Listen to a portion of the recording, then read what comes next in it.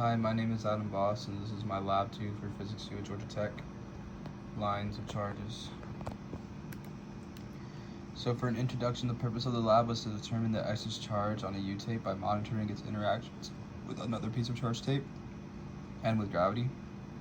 Additionally, compared to Lab 1, it was also to make a code that computated the tape as a distributed charge instead of just a point charge, so it was considered a line charge. And the main principles covered in this lab include Coulomb's law, an electric field due to a charge, a distributed electric field, gravity, Newton's second law, and free body diagrams to compare the two. And the summary of the main result was that the new code was more accurate than the old code, and I'll get to why that was the case.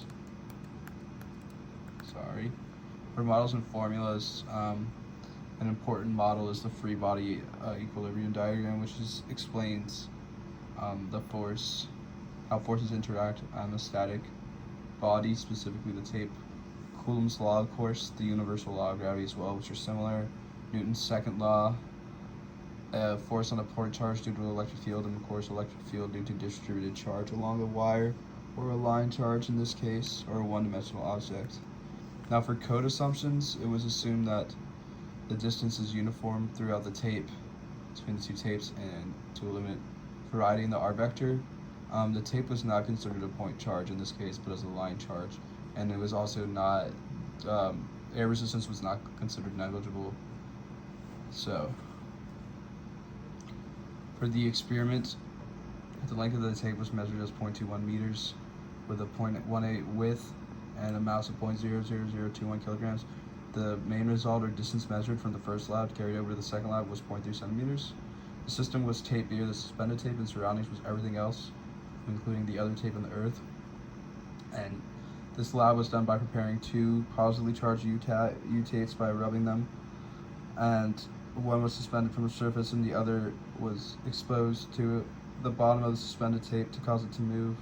When the suspended tape moved and was at rest, the distance between the tape was measured, and based on the force of gravity, it was based on the force due to gravity on the mass of the tape was equal to the force distributed by the charge on the other tape. Now for the coding, it was a little more complicated than last time. This time it had to include multiple point charges. Essentially, I created a line charge instead of just considering it to be a point charge.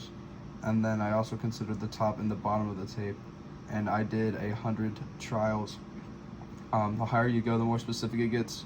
You can't truly, it's more like of an integral if you do higher values of n. But essentially the code is much more complicated in this case to make the distributed charge. Now for the code results, it was found these are the values and results, and this is how the results looked from the code. As you can see, the green arrows represent the 100 charges, 100 point charges that were considered to be the line charge through the tape. And so the coding versus experiment and errors, the code was more accurate to the results from Lab 1 than the old code because it was not considered to be a point charge in this case. Charge could have been lost and dissipated, and in the code itself, specifically the new code, that could potentially be an error is that the tape is not truly a line charge. It's actually more of a two-dimensional shape, and the distribution of charge, the calculation for that would be somewhat different, but it had to be modeled accordingly. And for the what if problems, why the different model? So the result of using the tape as a point charge is less accurate because it doesn't actually mimic how the tape charge functions in real life, while a distributed charge is more closely how it functions.